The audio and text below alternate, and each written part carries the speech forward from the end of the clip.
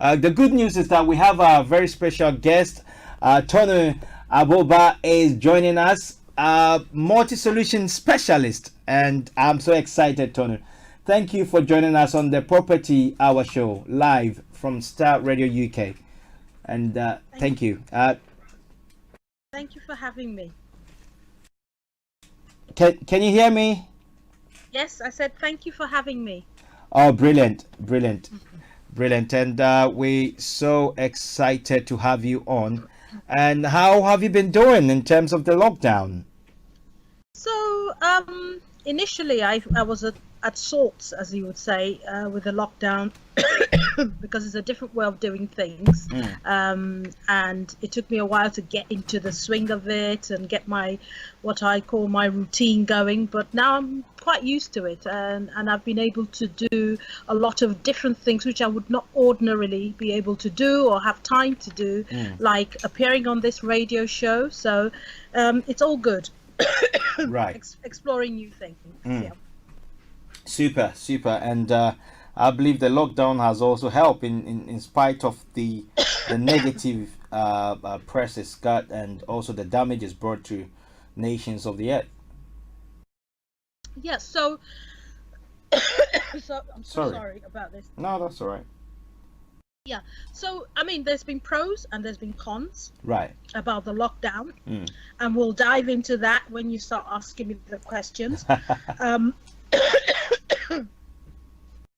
For me, the most interesting thing about the lockdown is there's never been anything like it. So although it's quite a depressing time, it's very exciting times for professionals in different fields, really, because you're trying to anticipate. First of all, you're dealing with the way the government has handled things in an unprecedented way. Yes. And then you're also looking at your businesses and trying to anticipate what the next stage is, what the next move is, what will happen during and after lockdown, and then of course looking in the medium term to see how it will affect the industry.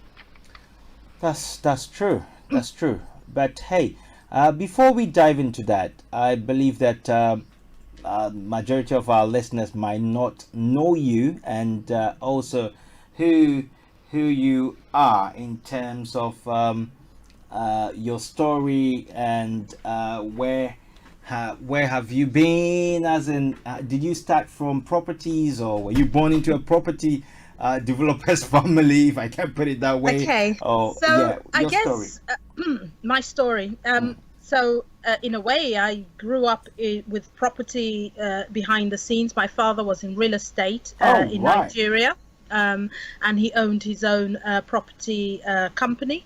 And then when I came over to England to go to university, I decided to focus on the construction side of property, and I did a degree in quantity surveying, which it's almost like the accountants in the building industry. Yeah. So, but you have to know everything about building to be able to work out the financial aspects of certain things. That's putting it in a very simplistic way, of course. Right.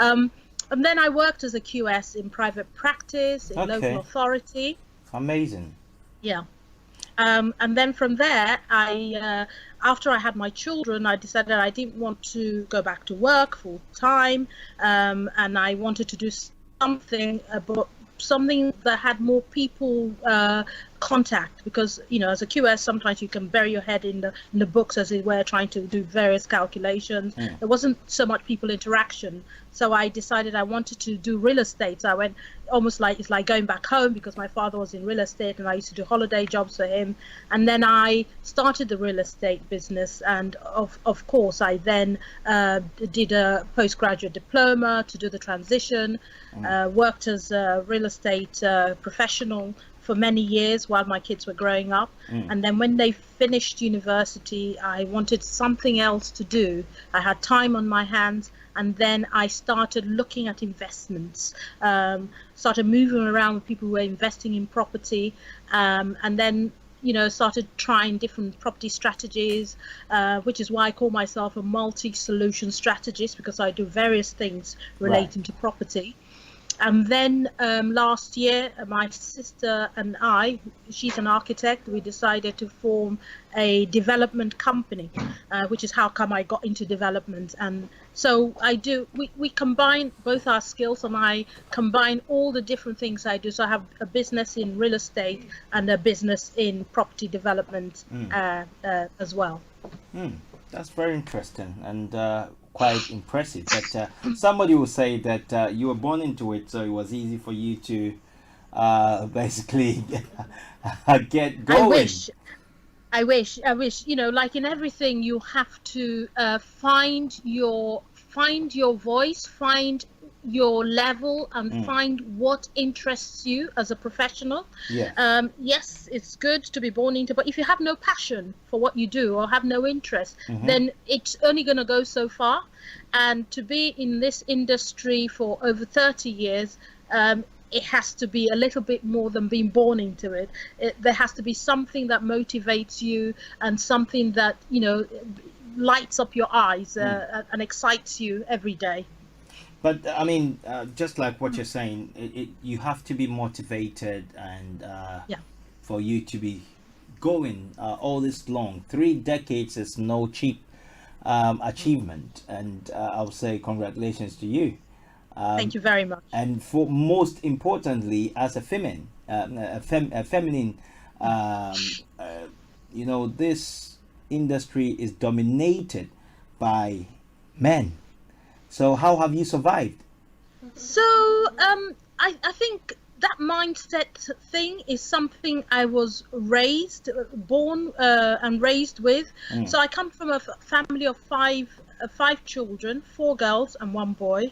And the way my father raised his daughters was he asked us to aspire for the highest level, right, and not to think that because you were a woman you could aspire to do as well as anybody. So being a woman was not in the equation. It was all about what you desired, and he always said to us, make a plan and then put it in action. So it never crossed my mind, to be honest, for many years, that I'd go into rooms. For example, when I was at university, my first degree in quantity surveying, I was the only girl in my year for many years.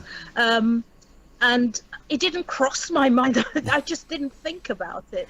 I'll go out on site, you see contractors, you just get on with it, to be quite honest with you. I think it's more a problem for other people than it is for me, to be honest. Yeah. But that's amazing. I mean, and I believe that you were sort of trained up to have that mindset, that strong drive and belief system, that you were able to not even recognize that you were the only lady amongst, which say it's a plus. Yes, so like I say, that was just how I was brought up, so it didn't cross my mind. So I think in everything in life, mindset is key, and I think that the earlier parents realize the importance of mindset and how they can inspire and help their children from a very young age. Then they would probably be very conscious of the words they say to their children, the influences that their children have, people have on their children, and different activities. So I was born into a family where my father was very forward thinking. He thought so far ahead of his time. Right. And I remember when he was going to send me to England to go to university, some people said to him, why would you send your daughter to England? She's only just going to go and get pregnant, kind of thing. But there you go. Those were the times. But he had the belief that he was doing the right thing, and he gave all of us that opportunity. So all 4 of us are professional women, aspire very highly and are successful in all our respective careers. Yeah. That's super. That's great. That's an inspiration to me, and I know that currently the industry, we have loads of young women coming up, and they're quite, full of that energy and making it happen at all costs, and it's a delight to watch that. Yeah. Seriously. I think at the end of the day, once you have that drive, that passion, Mm. it doesn't matter what happens. If you fail at the first hurdle, you just get up, pick yourself up, go again, and you just keep at it. I'm very fond of reading biographies of successful people, Very and the key. common Very important. theme, Yes. yeah, the common theme that runs across all those people is they never gave up. Mm. They just kept going back again and again until they succeeded. And I think it's a very important thing to do. Mm. And I love that mentality as well. It's something that I'm always pushing for. It's That's super good. super good, That's super good. good. This is my quote, that giving up is not an option. No. Giving up is not an option for me. So in life, as long as you have breath, you can still get up, dust off yourself, and go back to where you fell. That's my belief. Now let's come back to. But sorry, before we go Yes. further, when you said go fail, I never see it as failure. I see it as learning from a particular experience. And I think once you stop thinking about things as failing and looking at them as just a stepping stone to the next level of your career or your life, Yes. then it stops becoming a negative thing. It becomes a positive thing. It's all about turning those negatives into positives. Yeah. That's amazing. Were you going to ask the question? Okay, so I mean, I want us to dive into some of the. We'll be talking about the financial bit as well, but then I wanted us to dive into what you've done in terms of, because I know that you do a lot. Now, currently, where are you? What are you doing? What's new? Okay, well, I do various things. So I have my property management business. Right. I manage about 75 rentals of single let and HMOs across London and Greater London. That keeps me busy. It's my bread and butter income, which is good. But amongst all that, I like to do different things. So I've done rent to rent in the past. I've done serviced accommodation. So whatever people are talking about in the property scene, I'm always one for trying it out, seeing how it fits into what I'm doing in my portfolio, and making my mistakes with my own money. And then if it works, then of course I will retain some of that within the business. If not, then I know that's not for me, and then I move on to other things. That's one thing that keeps me occupied. And of course, on the development side, Sister, which is the company that is the name of the development company, what we've spent the lockdown doing is focused on what I call evaluation and appraisals of all sorts of transactions. And the idea being that we'll never get this time again where everything is quiet, we can go in, search of the properties, do the evaluations, the objective being that we have a pipeline of deals that we can then go out and follow up on after the lockdown. So we're quite busy. We've been quite busy. Yeah. That's good news. Whilst people are just struggling to even let one room. Hi. Okay. Vicky wants to come in. Yes. Can you delve into the valuations you were talking about? The appraisals. Yeah. So essentially, if you want to build a property, a lot of people will say to you, they'll come to you, I've got a piece of land, it's let's say £100,000. You can either they have planning or they don't have planning. If they have planning, so I have a planning for a 4-bedroom house, for example. Okay. So what you have to do, you have to find a way to evaluate what the proposal they've given you, because anybody who quote is a sourcer or who comes to give you a deal wants to get the best price for you. Exactly. Now it's up to you. You're almost like you have to have a crystal ball to see, okay, so they've given me this deal to buy. How can I work out fill the gap? So you have to break it down in terms of the sort of preliminary work you have to do on the property before you start building, demolition, site preparation. Then you go into the actual build costs. And before you do those things, there's certain surveys you have to do. Say you have to do, for example, asbestos surveys, soil tests, those kind of things. Then you have to pay solicitors, and then you then have to build the cost. The other thing you have to take account is your finance cost. Are you going to do it with cash? Are you going to borrow the money? And how much is it going to cost you to do these? You have to build all of these. There's a whole load of other things, obviously, but I'm just trying to simplify it. Then you put all of these costs together, get a total what it will actually cost you to build, and then you find out how much you can sell that. If you're going to sell it, if you're going to keep it, you have to evaluate the finished product and see whether, if you do your cost plus how much it's worth at the end, whether you can pay the money they're asking you to pay. So that is where a lot of these offers fall down, because it looks great, because they've just said, oh, it's going to cost. They might tell you it's going to cost 200,000, but they haven't included the interest rate at 6 or 7% or 12% if it's a bridge, that kind of thing. So that's why we have to do those appraisals, and then we say, okay, this will work for us, and then we go back to the people and say it will work because, or it won't work because. But even then, even if it doesn't work as a build, it could work differently. So we appraised a property last week. We appraised it for knocking down and rebuilding. It didn't work. We appraised it for converting it into flat. It didn't work.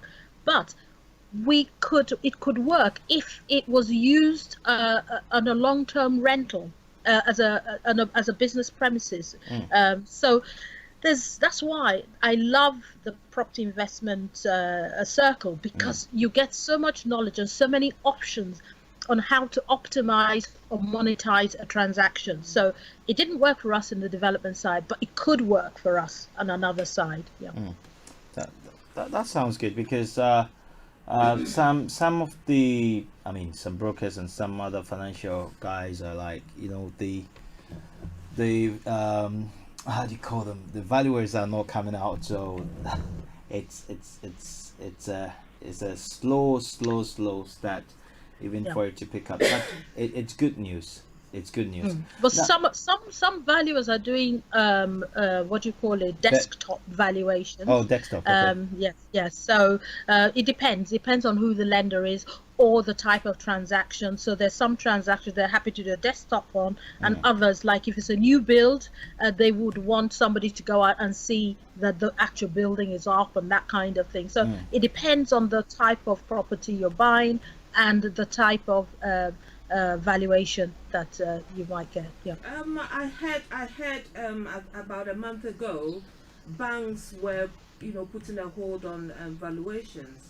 Is that right? Yeah. Due to the COVID-19, some are. Like I say, it's a very broad spectrum. Banks. Some banks are putting a hold. Some banks are saying, okay, we'll do a desktop. Some banks are saying, no, we can't do a desktop. We have to wait till after COVID. We'll send somebody physically to go and evaluate. So it actually depends on the transaction and the transaction.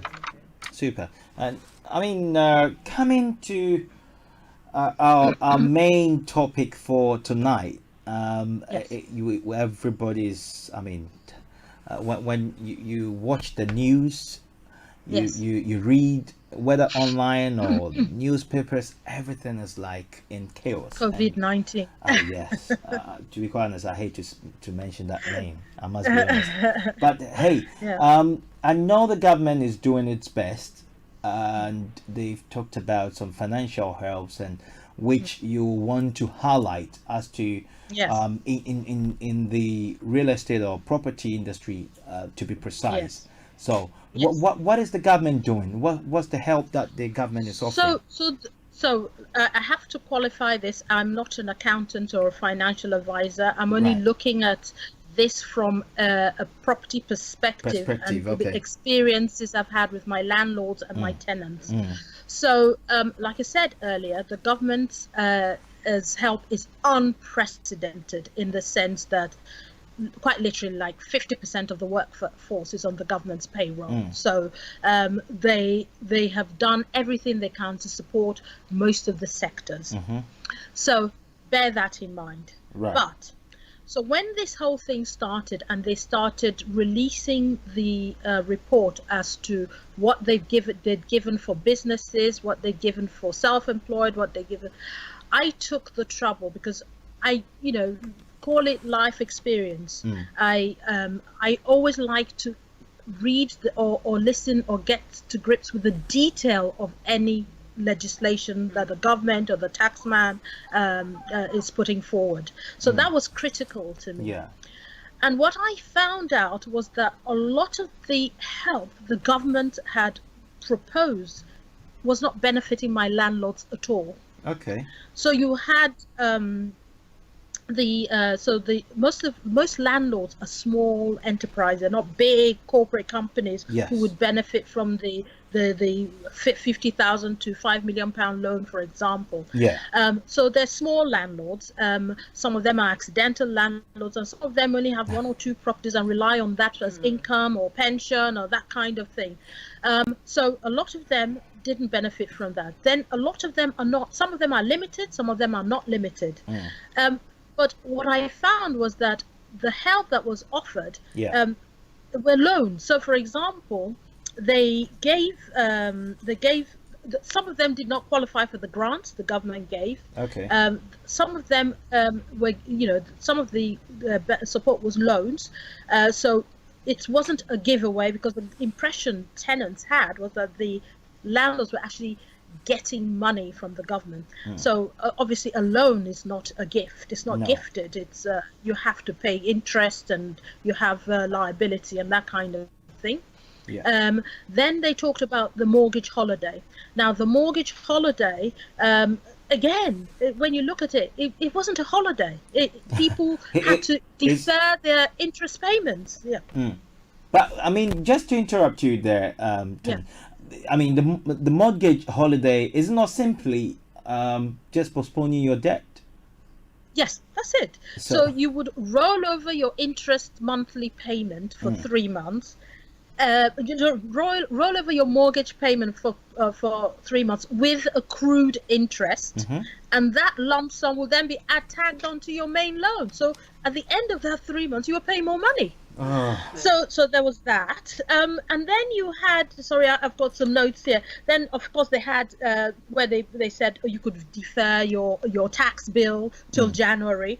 So, yes, you could defer it, but you still had to pay. You have to pay, January, So I looked at all these things and I thought to myself, well, my landlord isn't benefiting financially from all of this. So how could I then be justified in saying to them, can you drop the rent, or can you allow the tenants, not to pay rent? There just didn't seem any justification or fair play in going down that route. So I then decided that maybe what I needed to do was I needed to educate the tenants. Right. So when I had the inquiries, I would say to them, okay, tell me a little bit about your work situation. So if they were employed, I would say to them, have you explored being furloughed with your employer? Yes, it is the employer's right to furlough you, but you could have a conversation with that employer. Exactly. And what happens with furlough, you get 80% of your income. The employer could choose to top up the 20%, could choose not to top up the 20%. But here's the thing, you're not having overheads. You're not traveling to work. You're not buying lunch. You're actually saving a bit of money out of that 20% that you're not getting. So that was the sort of thing. Then we explored if they were self-employed, what were they doing? Had they applied for universal credit, for example? How much were they getting? At the time, the government hadn't, when it first started, the government hadn't introduced the small self-employment income support, but they subsequently did the self-employment income support, which again was a bit like the furlough, where they gave self-employed people 80% of their income. So all these people had to do was to find a way to support themselves until they started getting the money in. And so I explained all these things to them. I think we had three tenants who made inquiries. One of them ended up being furloughed, and he said, I'm very happy to pay my rent. I get 80%, it's not a problem. The other two, they made inquiries because they were afraid they would be made redundant. They were afraid they might be made furloughed. But I said to them, have you been made furloughed? No. So their status quo hadn't changed. So once I explained this whole process to them, that the landlord actually was not benefiting and that they were actually better off than the landlords financially, they became more accepting of the situation. And on that basis, we managed to get 100% rent roll over the last 3 months. We have not had one default. But I mean, just like you've broken everything down and the experience you've had and the help you've offered as well. But then it comes across that some of the tenants especially are taking full advantage of the fact that, the government said I can possibly take a holiday off, as in the payment holiday for 3 months, and you cannot evict me. You can evict me, yes. 3 months. Yes, and my issue or my question is, if even you agree to that, come the 3rd month, when they tell you that, you know what, I still not got a job, I've got to leave, what are you going to do? So, I hear that, the government, but your by understanding the law, understanding the regulation, understanding all the things the government has put in place, you will just send them. It's very easy to point them to the information that says, actually, no, the government has not said you could take a rent holiday and not pay the land because the landlord hasn't benefited. So that's the first thing. The second thing is, if they don't pay the rent, it becomes rent in arrears. Exactly. It's not free money. Yes. They are in a contract. So a lot of people forget that these people, that they have signed a contract. It's a contractual agreement. So yes, you may not be able to evict them in the 3 months because the government has said you can't evict them, but the courts will eventually open and you will go through that eviction process, and they will still owe that money after they've been evicted. And if they don't pay, they're going to have bad credit. So there is no hiding place. Yes, but on the other side, the challenge is, if the landlord loses money, then how? I mean, where are they going to get the money to pay the lenders? Yeah, so, exactly. So I point out to them, I say, if you do not pay your rent, yes, and the landlord cannot afford the mortgage, you will be out on the streets anyway, because the landlord is going to be repossessed. But it depends. It depends, because I've watched some documentary that has turned out to be. There was this guy, I think somewhere up north. He was living in the house for almost 10 years, and the landlord could not, after court and bailiffs, and he wouldn't get out of the house until he realized that the whole roof was coming down. You understand? So I mean, that is awful. It was a poor lady, and I was like, so all this while she had also not stopped paying the mortgage. You know, all I will say is that, you know, a lot of people like to do DIY stuff when it comes to property. Yes. If you have the right team, yes, there's no reason why you can't get your property back. So our protocol is, if a tenant misses the first month's rent, so come June, most of our rents get collected first of every month. Right. If we miss a rent first of the month, we immediately follow up. By the 15th, we'll know whether that tenant will pay or not. If they don't pay, an eviction notice goes out straight away. But I mean, it's one thing to issue an eviction. I'm saying this on purpose because of experiences. That it's one thing to issue how do you call it, eviction, but it's another thing for the tenants to get out. in 30 years of trading, I've only done 3 evictions, and from start to finish is between 10 to 12 weeks. That's why I'm saying you need to have the right team. For a start, we have a legal team on retainer. Right. So whenever things are getting pear-shaped or we have issues, we can get the advice we need to make sure that things don't get so bad. Out of hand, yes. And of course, yes, out of hand. And once we start that eviction process, they hold a hand through it all. It's in their interest. Why would you retain them, pay that yearly fee if they're not going to do it? This is what I'm saying, that a lot of people just don't have the right team or the right advice. Okay, we'll come to your team because you sound very, very convinced that you guys have handled the worst of tenants from hell and all those stuff. So we'll come to your team. I wouldn't say that. No. But she makes it sound so easy. Yes, because that is very key. But I have a friend who is watching this particular program that they have an indirect evictor, somebody that can evict you without even no eviction notice. Very nice, very beautiful. Ooh. No harassment, nothing at all. That is so beautiful. But then you yourself will be evicted. You will evict yourself, not him coming to evict you. So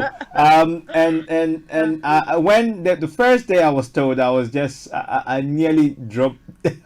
I was just laughing my head off. But hey, on a more serious note, this has been a major issue. Now let me ask this: who bears the cost for the eviction process? Landlords. Oh my! Landlord bears the cost, the entire cost. But landlords are being squeezed and hit from every angle. So one of the things landlords do is at the beginning of the rental, they are so keen to rent the property and reduce their cost, right? That they compromise on the tenants. Yeah. So the key thing with rental is that you must get the right tenant, and if the tenant is sort of come see come sa, you're not sure about them, get a guarantor who owns a home. If they own but a home, it's not everybody that owns a home. Yeah, but then don't take the tenant. But then don't take the tenant at the because same those risks are real. Okay, at the same time that I've dealt with somebody that, I mean, today I'm even surprised myself. But a good tenant, good income, but no guarantor that has got a property, that owns a property. So, I mean, that is at the agent's discretion, isn't it? Oh. Well, I think you have to put certain processes in place, and see what works for you. We have processes in place, and we don't deviate from it because it's worked well for us year in, year out. So even those 3 evictions I mentioned to you, yes, the tenants were fantastic, they were good, but they lost their jobs. And the council would not rehouse them unless we evicted them. Okay. And so the process, we know the process. If we don't mess around, within 12 weeks from start to finish, we go through that process. It's unfortunate the landlord has to bear the cost, but that is what happens. And as long as you've done all you can show the due diligence you've done, the referencing you've done, you haven't been negligent in your duty as an agent to the landlord, then that's fine. Yeah. But I mean, on the other hand, it looks, I mean, sometimes it looks horrible on the landlords because of the spend and all these tenant fees banned that has affected some landlords, but mostly agents. But I think the landlords should be given a voice, because I know I have one of our guests that comes on, and we've been discussing this for quite a number of months. Mums, quite a number of months. As in, it looks more like because of a vote. because there are more tenants than landlords. So if laws are being made, it might in quote be favoring the tenants, not the landlords. To be honest, I think, these recent regulations against landlord, I think you have to go right back to the beginning and ask the questions why they were enacted. Right. And the thing was that for many, many years, when you look at the residential property sales, a larger proportion of them every year was going to investors. Right. The homeowners had no, they didn't have the money. They didn't have the money to do it, and they had to find a way to restrict that market so that people could get on the property ladder. So they created these regulations and then provided incentive for people coming on the property ladder, like the help to buy schemes and that kind of thing. So those are that was the fundamental reason why that changed. Of course, you have sort of like big organization charities that protect tenants, like Shelter, etc. But equally, we have landlords organizations that have sprung up that speak for landlords. We have the people like the NLA, or they've merged with the RLA, National Residential Landlords Association, who speak for landlords.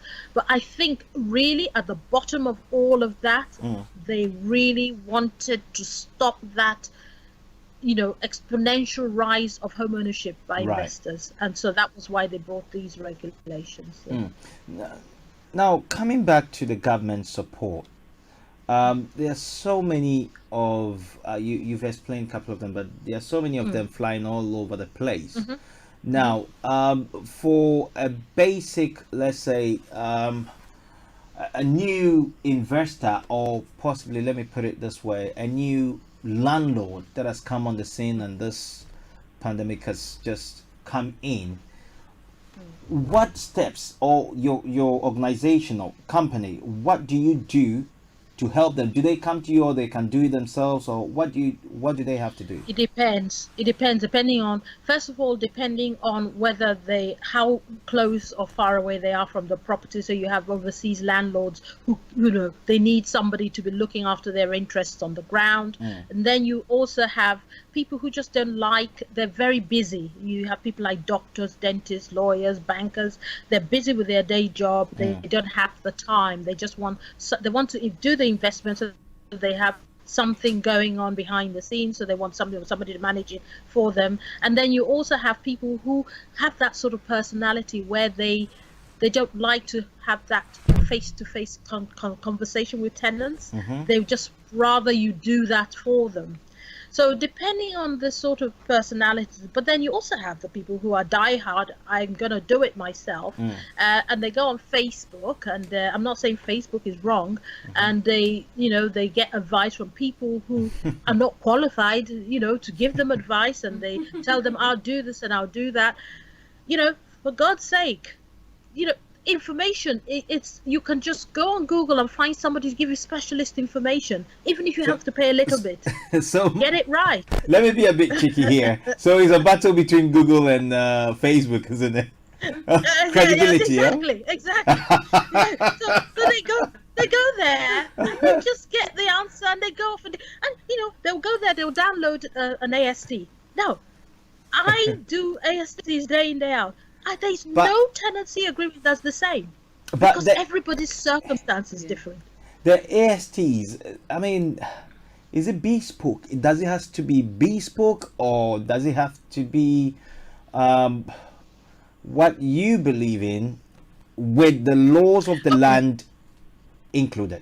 So I did my postgraduate diploma was in property valuation and property law. Okay. So having that legal understanding, I know that you cannot cut and paste and deliver this. One document does not fit all. So I am naturally inclined to create amend this template, as it were, to suit particular tenancies. Okay. That's why we pay a retainer to a legal firm. Mm. So they give us the template. We then amend it depending on the circumstance on the tenant. Mm-hmm. And I've spoken to people on Facebook who said to me, "Oh, you're creating work for yourself. Just get a standard one so you can automate it and do it as DocuSign." Mm. At the end of the day, that is what's going to save you. That is what's going to get your tenant out of that property in record time. Mm. Because there's a whole list of things you have to have in your contract. There's a whole list of things you have to do. There's a whole load of documents you have to supply. We have like an A4 sheet with 2 columns of documents that you have to give the tenant before they move before you hand over the key. All those things, they don't know that. And that is the problem. So you need to make sure you're prepared I sort of take the view, prepare for the worst. What's the worst case scenario that will happen with this tenancy? Have I covered it all in this agreement? And so when I have a problem, the first thing I do is I listen to the problem, and I just look at my contract. Did I cover that? Yes. So that's how I do it. I actually believe that there's no one contract that fits all. You must amend and adjust to suit the particular tenancy. Both landlord and tenants. Yeah. Okay. Before I come to my next question, Vicky, are you? Oh, yeah. Yes. I just wanted to find out. I was going to ask this question at the end of the program. With all your rich experiences all throughout these years, is there anything like a program or seminar that you organize to impact the young and probably those who are new to real estate? Okay. Especially for the Afro-Caribbean community, because I realized most of the people from the Afro-Caribbean property haven't really grasped, investing in real estate. It's been a big concern to me. I have to say, education. I don't do education seminars, but interestingly enough, this is a conversation with my sister, who's my co-director, or sister. We were talking to a third party about collaborating, and it was it was a very basic stepping stone about how you manage money first, and then what you can then do with that money, including property. So it's early stages yet, but it's something that we are working on, and we could probably bring on stream, and happy to support our community. I'm always happy to support our community in these things. Okay. And do you also think during this COVID-19 period, is it the buyer's market or the seller's market? Because I know at the moment a lot of banks are not offering mortgages. They've put a hold on them. So what are your observations? If someone wants to buy, is it the right time? If someone wants to sell, is it the right time? Okay. What I'm saying to both sides is wait for a few months for things to settle down, because nobody knows when the lockdown will be or what it's going to look like. I think prices will vary, quite a bit, but we don't know how variable that price will be. And if people are wanting to buy, so where people have made offers to buy stuff before the lockdown, I would say don't rush into it. Take your time. Keep in touch with the people who are selling and watch the market. People who are selling, I'm saying the same thing to them. If you can avoid selling immediately after lockdown, hold back and see how the market is, and then you can review it. So some people are selling for particular reasons like divorces, probate, that they may still have to sell. And so I guess there would be rich pickings there. And this is where, if you know your property strategies, you can secure quite a good deal. Okay, brilliant. And I think I support Vicky in mentioning the 3 decades of property shouldn't be going, this waste, because the kind of knowledge and rich experience, as Vicky said, you need to transform other lives as well, and that will be a delight, seriously.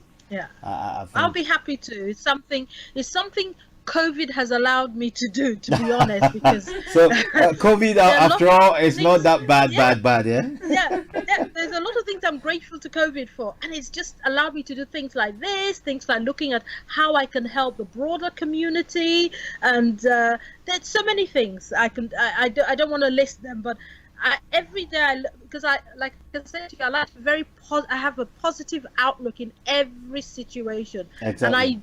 was so determined to look at COVID as a positive experience.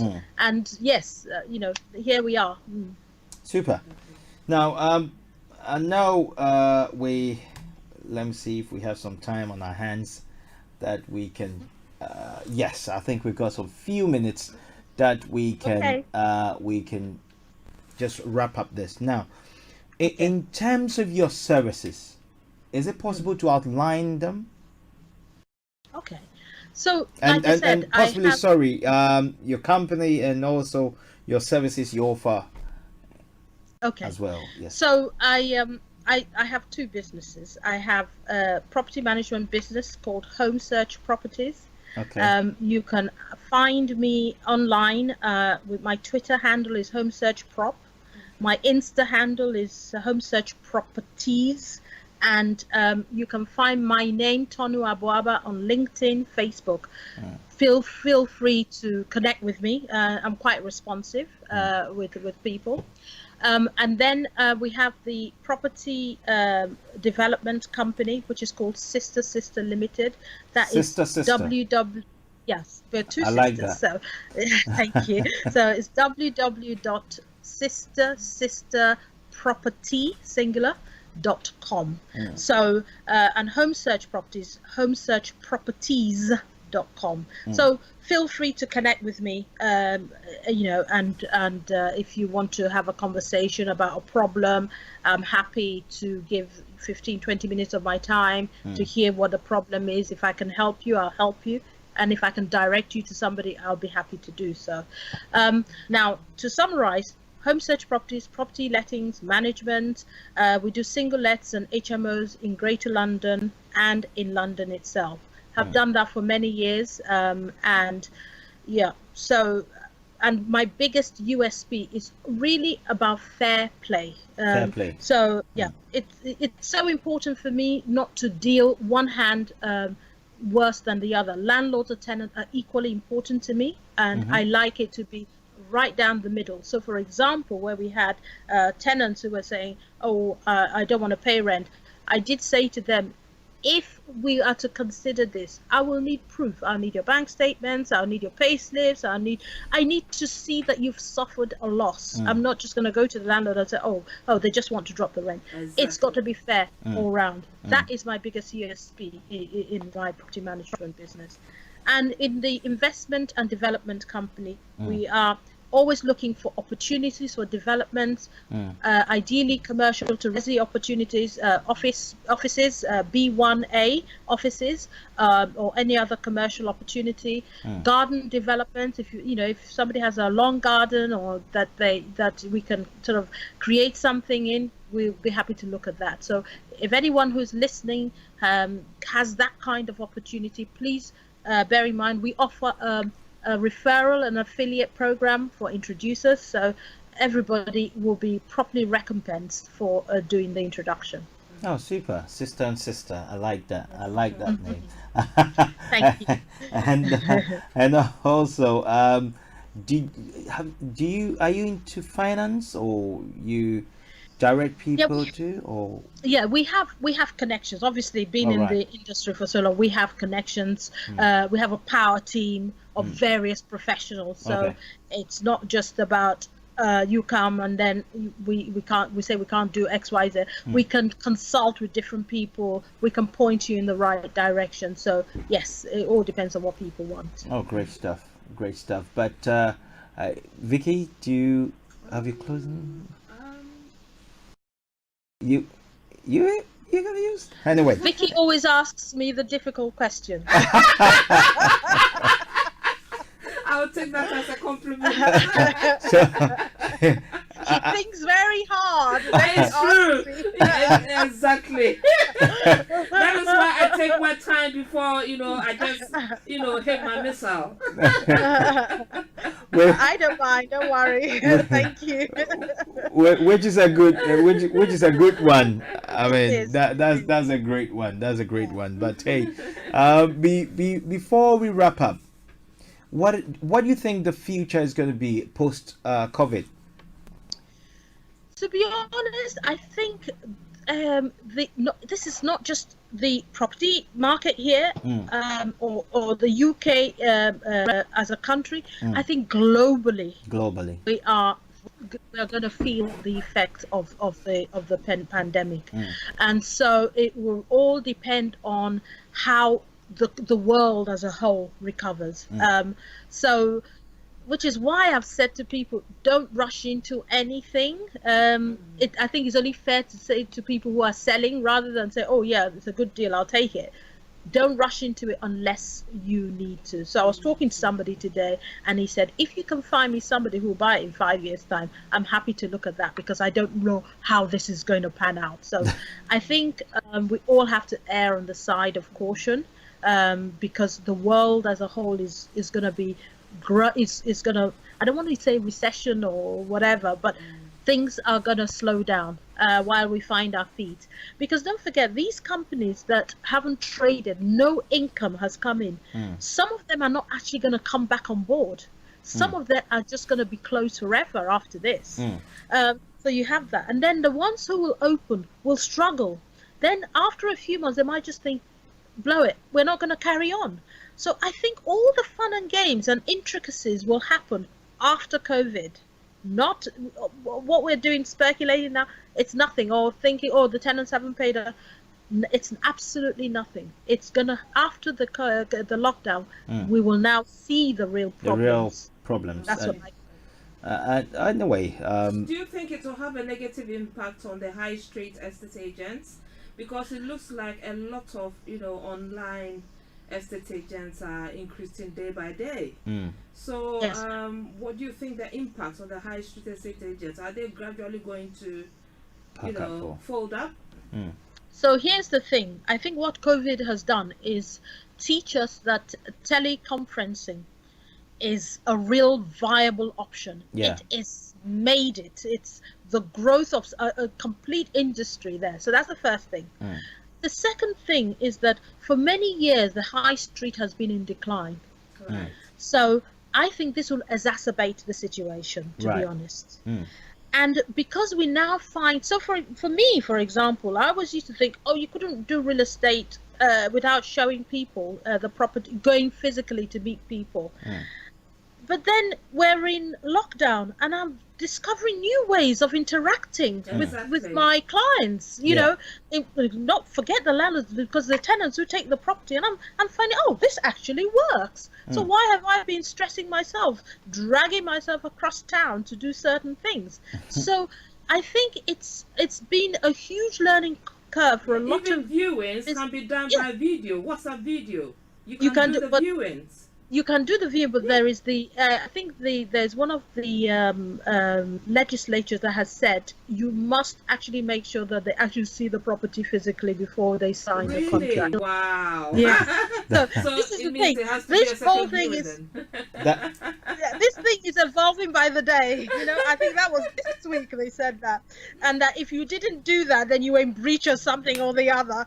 But that aside, they can do that first viewing, and if they like it, then that somebody's really interested. And if you put yourself out and go and show them, it's like closing the deal rather than doing 2 or 3 viewings before they make up their mind. So there are ways you can utilize all these things.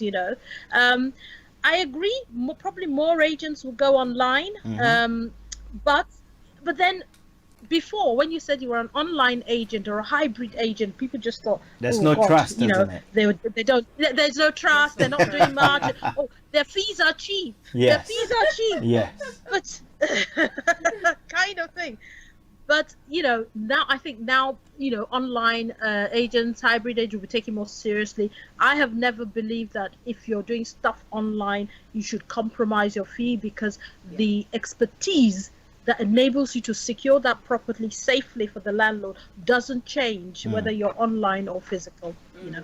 That's true. And as you rightly said, there's a paradigm shift that has taken place. Yeah. So Indeed. definitely, it's one way or the other come to stay. We have to adapt to it, find a way Yes. to also catch up with it and improve and get things in the right And this is on the why right it's track. very, very exciting times for all businesses, because this paradigm shift, nobody knows where it's going to go. It's so exciting, really. Yeah. It's depressing because it's a recession, but it's also very exciting because it could lead to wonderful things in the future. And I mean, who is in control? Anyway. You have to be in control. You have to be in control. Make it happen. You can make it happen, and that's great. That's great. But hey, there's a message here that 1 second. He is saying that, okay, your guest says that it's not the best time to sell. Is it the best time to buy? So it's not the best time to sell, but is it the best time to buy? Yeah, like I said, you know, you can, yes, if you can get to, there are deals to be had. But you know what I'm saying to my clients, if you are not under pressure to sell, don't sell. But there are deals to be had for people who have to sell, you know, and I sort of named a few sort of categories like probate, divorce, you know, stuff like that. There are people who just have to sell, and there are deals to be had in those circumstances because the market will be subdued. I don't want to say it will crash, but I think it will be subdued. And the reason why I don't say it will crash is I've been through 3 or 4 cycles of recession. I was there in the 1990s, in the 2008, in the 2016, and people expect the bottom to fall out of the market. It never does. Not in England. It never does. It might slow down, and you know what people do? They go, oh well, I'm not going to sell it now. I'm going to rent it. And you know, they hold it until values start recovering. I've had 4 recessions like that. So that's why I'm not predicting that the market is going to crash. People are going to be sensible, and there's always going to be a demand for renters, people who need to rent properties. You know. Okay. Yes. All right. Vicky, any more powerful questions? Powerful questions. I'm still, you know, preparing them. Time. As we, I'm taking my time. I'm surprised your listeners have not tasked me with more questions. Exactly. I was expecting. the amazing thing is that the amazing. 1 second. Let me check. So. Okay. No, some of them are thumbs up, good show, and all the stuff, and loads of people watching online as well. From Ashley Carpenter, PW Omoni, William PW Omoni, Anna Jacob join us as well. Loads and loads of people. Thumbs up and good show as well. So we are grateful for you to join us and give us that quality and also I'll say life transforming information. And thank you for having me. Really, I appreciate the opportunity to share it on your platform, and you know, I'm happy to do so anytime you want me to come back on and talk about different, more pertinent things. If you notice, I've chosen specific topic to talk on rather than be very general. And there's always changes in legislation, changes in the market, and that kind of thing, which we can always share with the community. Definitely, we will do, and we're also excited and privileged to have you. And thank you. We believe that you've added value to the show as well with the information you've given out. Thank you so much, Tonu Aboba. Pleasure. And A pleasure. I hope I've mentioned it right. Your surname. Yes. And Yes, Tonu Abuaba. yeah, Yeah, of it doesn't home. matter. It's cool. Yeah, of Home Search Properties and Properties Sister and Sister. Sister. Is it Limited. Sister or Sister Property Limited. Sister Property Limited? Property I like Limited. the Sister. That's amazing. And thank you so much. Thank you. Thank Wonderful. you so much. And I appreciate that. definitely we will catch up later on. Thank you. We've been listening to Tony Abuba, and she has been giving us a lot of information as to the government financial support for property professionals and landlords, both landlords and tenants as well. So there is a responsibility. Tenants that are trying to take advantage of the whole government decree. Yes, decree that hey, you have to, if you have been followed, or what is it, if you've lost your job, or Yeah, should we use the word follow? yeah. So okay. So Vicky, before we wrap up, I believe that hey, we have, guess who is watching? That's Anna is watching us live on Facebook. Anna, oh yes, that's good. And Reverend Sylvie as well, Piasa, my brother. Hey, how you doing, sir? And we are excited, lots of people, but our time is up. Your last words, and we'll wrap all up. I can say is that, with Tobu's Tonu.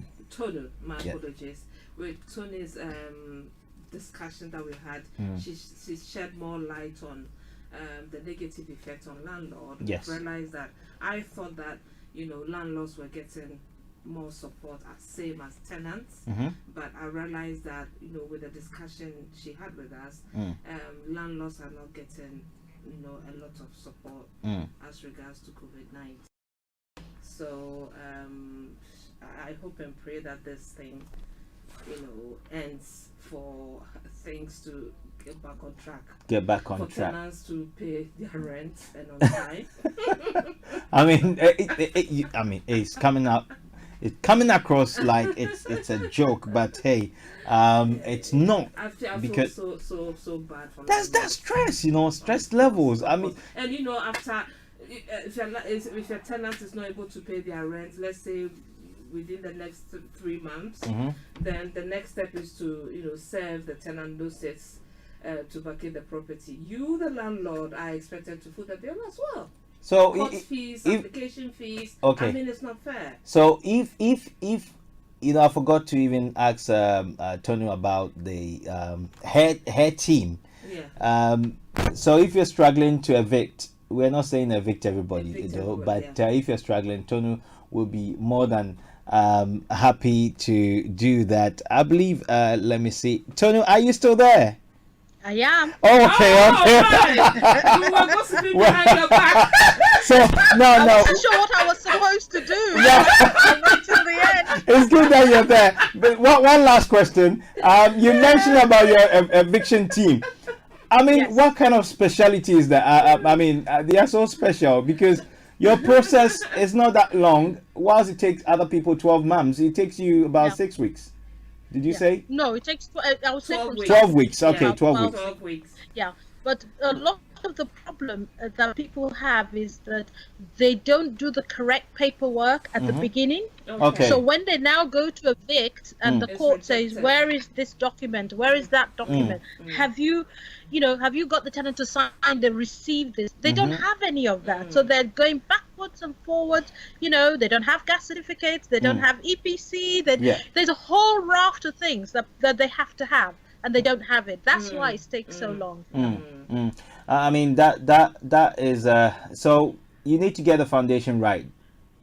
Yes, And absolutely. the tick list, tick box, make it Yeah. happen. Okay, for the last time, thank you so much, Okay. Tony, and Yeah. we're so So, grateful. yeah. And I was if we're going to ask her recommend, how she got involved with Simon Tucci. oh right, That will be okay, another discussion Okay. another day. Not now because of time. So I told you she always asks me the hard questions. oh my days, oh I thought I was, I'll tell oh you how my, I did. all right. This is the very last. So when like I said to you, when my children finished university, I was thinking, what's the next step? Do I sort of retire, give up work? But I just realized I really enjoyed what I was doing, and I didn't want to give up work. And so I started exploring. I'll go on the internet, I'll see that people had seminars, just something to do, you know. And I went on this seminar. It was an online seminar, nothing to do with property, and on stage, some property guru, I'm not going to call any names, of course, came on stage and spoke about property. And that was the first time I realized there was something called a property seminar. So so from then on, I started looking for property seminars. I've been to a few different seminars, but I felt at home with the Pin family. Did you pay a lot of money for that? As some people do. No, I haven't done any of the expensive programs, to be honest, because all my background has been in property. But I have done, you know, the little courses here and there. I circulate and move around with the property people. So it's good. I'm not starting from level 0. So that's been really helpful. So that's how I got involved with the PIN family, and I started helping out at the PIN meetings. And after a while, I started speaking on the circuit. So I'm still on their what they call the speaker rota, but you know, at the moment I'm so busy doing transactions. I haven't really done the year long tour. But so it's there. It's an option, and I like that variety. Okay, super. All right, we've run over, but thank you once again, Tony, for joining us tonight. We're so ever grateful for coming on, and we'll catch up with you soon. So hey, Vicky, I believe that we've exhausted our time, and no more questions. Yeah. Oh no, you can go on. But hey, it's been a good night. I've enjoyed it. I believe you have as well, and I believe that some of the key things that she mentioned is the foundation has to be solid in terms of paperwork, so that in the end, if you have to fight back, I'm not saying you're going to fight back, but if you have to, then possibly you know that you've got all the boxes. Exactly, and I think it plays so well for us. And comments. Okay, so Anna Jacob says hello guys, and Gilbert, hey, I see Atrefi Piasa. My brother says, good show, bro. Hey, thank you, guys. Thank you. I'm also here. I'm also here. Thank you, Gilbert. But Anna said, hello, guys. Did she? Yes. Oh, okay, hi. Oh. Hi, Anna. So, right, okay. Nice so, to have you join us. It's time to wrap up now. It's been good. And I hope you're taking loads home. And we're going to work on that, isn't it? So. Yeah, I also like to say thank you to all those who also joined me on Facebook and watching the show. I say thank you to Ajua Jennifer Mavis Osei, Oluwasegun Akinuwa, Dave Ann, Eric Frimpong, Patrick Esando, Ogechi, Mary Boateng Ubedanoba, and Jamila Gaba West Brom. Thank you so much. Powerful. We appreciate your support. Powerful. Thank you. Loads. Legs Benfo, Koa Santi. I mean, our time is up. All my guys, thank you, all friends, and also, one person. Let me mention. Ashley Carpenter has been a fan, both on the Property Hour show and on the Faith Talk as well. So Ashley, hey. Thank you so much for sticking and staying with Star Radio UK and our programs. We're so grateful for sticking with us, and all our faithful and loyal listeners and viewers across the globe. Thank you. And it's been a good night. Next week we have another big one coming, and it's going to be good. Stick and stay. All the social media handles on Facebook, on YouTube, on Periscope, on Insta, and what else? LinkedIn, and what else? Periscope, and Twitter, and WhatsApp, and text message. Anyway, and all our Facebook pages from Star Radio. We've got the Property Hour show as well. And on Sunday, join me for another mega faith talk. It's going to be something else. It's going to be something else, something very, very powerful, and it's going to be good. So, right, I've got an announcement to make before we wrap up, and I believe that it says what coming next week.